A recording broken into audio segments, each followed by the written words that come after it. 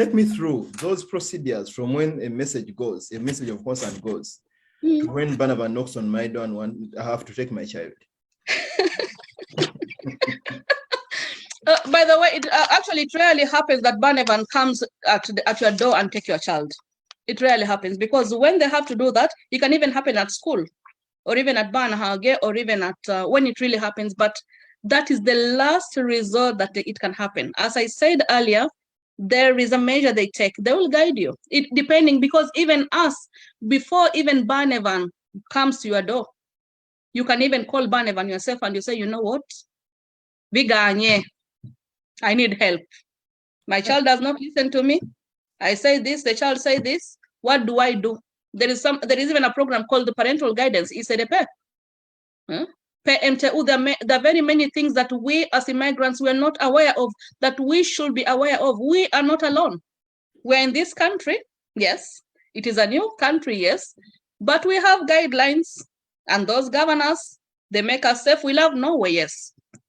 But why don't we love the laws? Why don't we love the regulations? Why do we see it as a threat? Yes, it is a threat, because anybody who wants to split the family is a threat. And if it happens, it is the worst trauma that can happen to anybody. But I will tell you this.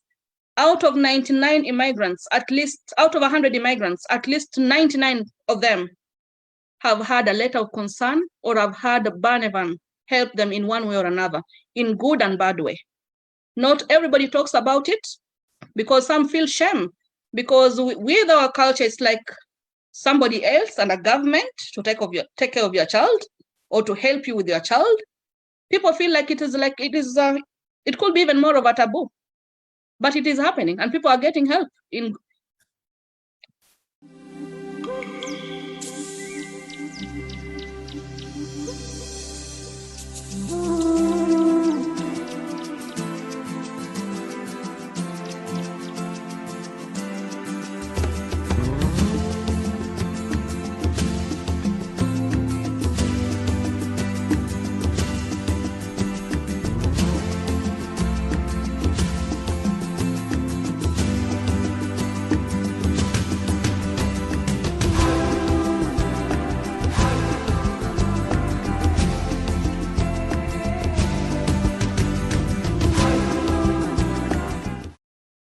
Okay, yes.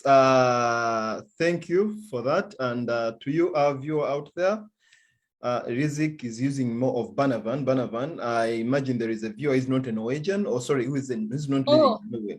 Barnevern is the Norwegian Child Welfare Services. Some call it Norwegian Child Protection Services, which Riziki doesn't agree to. She's speaking about Barnevern. It is a very central department in Norway, and anything about children is central. You may be out there with an experience, with a question.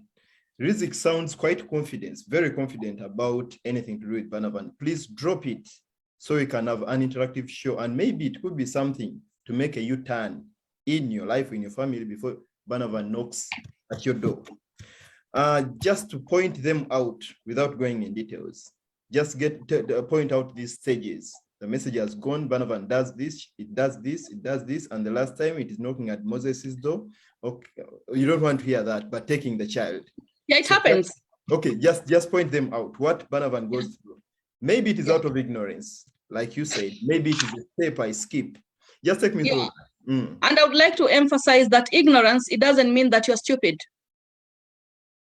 It can mean many things. So I'll apologize for those who have gone through it, and you are offended by me saying ignorance. But with ignorance, it can be you don't know, and when you don't know, you don't know, because there are people whom their children have been taken, and they don't know.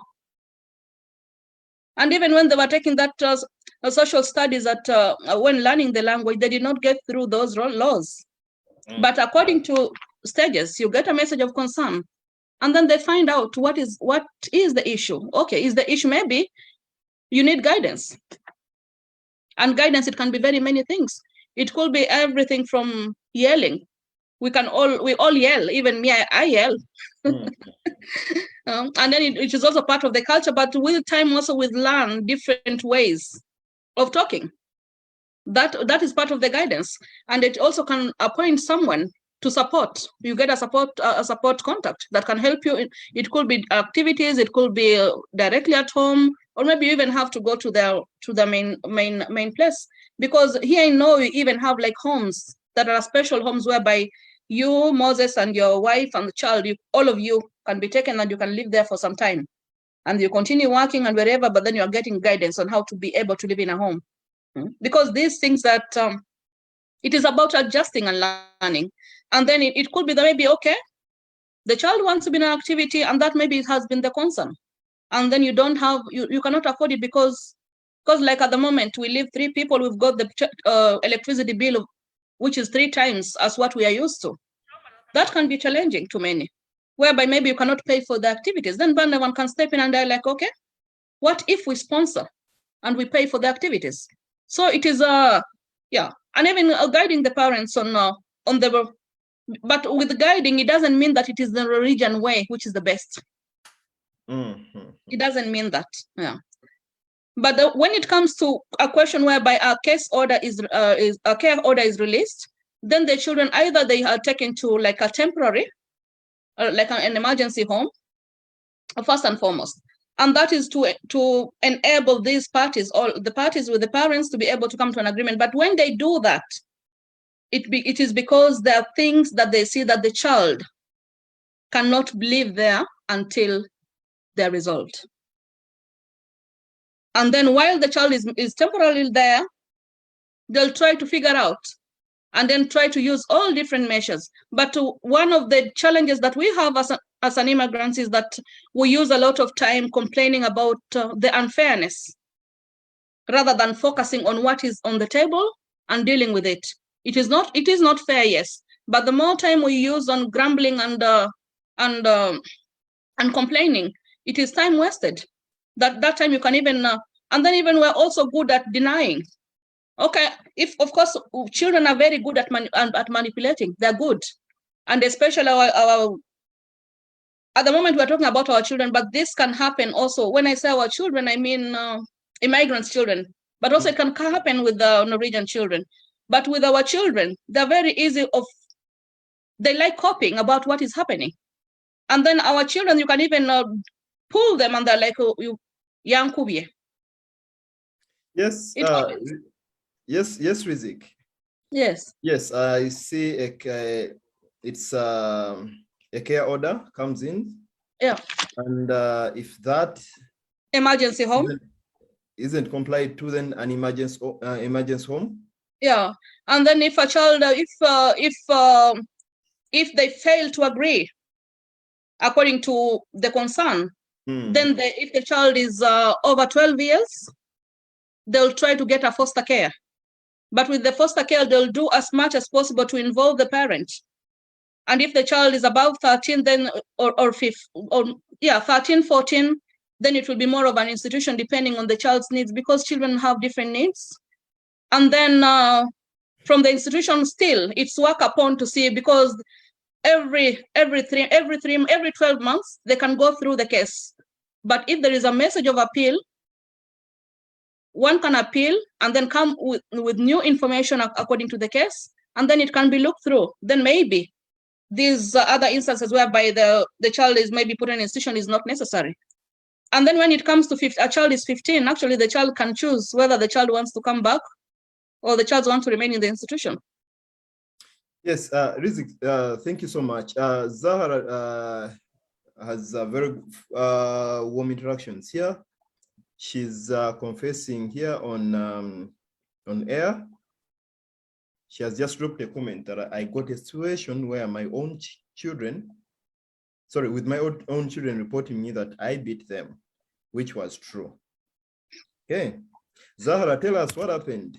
And she also adds that I'm also glad you've come to talk about it, because many people don't actually know the rules and regulations of Barnevern and how they work. Okay, yes, that's good. But Riziki, with your experience, some people believe that Barnevern is basically put in place for immigrants. It's an institution that is meant to target immigrants. Just maybe to clear air on that, with your experience, what percentage-wise of 10, how many Norwegian children are taken? I would say that it's more Norwegian children than than immigrants' children. Sure. Yes, it is only because that we as immigrants we are a minority, and our cases are more highlighted. And when we talk. Because a Barnevern case is supposed to be confidential unless otherwise. It's between you and the system. It is nobody's business.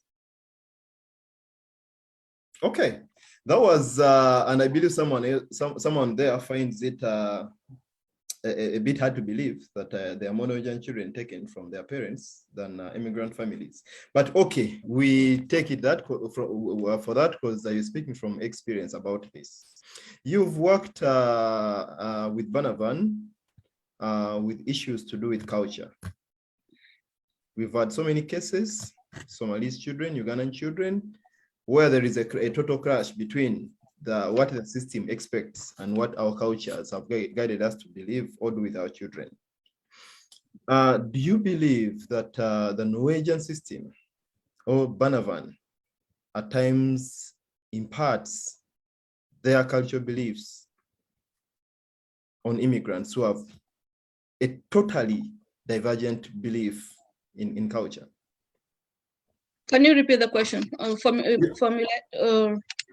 Do you believe the Norwegian system or the Barnevern kind of imparts their cultural beliefs on immigrants? I don't believe so, but it is. But the way I'm saying I don't believe so because it is after many years of going through myself and understanding the system better, because I have been through many transformations and with time, because with the integration, it does not end. It takes so many years. A person can be here for 5 years and they're like, yeah, I'm fully integrated. But being fully integrated, it can even take one's whole life. Sure. Even though I've been here for almost 30 years, I'm still being integrated. But with the time, I'm more aware. And I use a lot of research on the things that concern me and the things also that concern that ethnic minorities. But one of the biggest issue is mistrust. I believe when you create awareness about Barnevern, you're scratching the immigrant society where it itches us the most. And thank you so much. On behalf of your family, I want to thank you for your time and the knowledge you've shared. Thank you so much. Thank you for hosting me.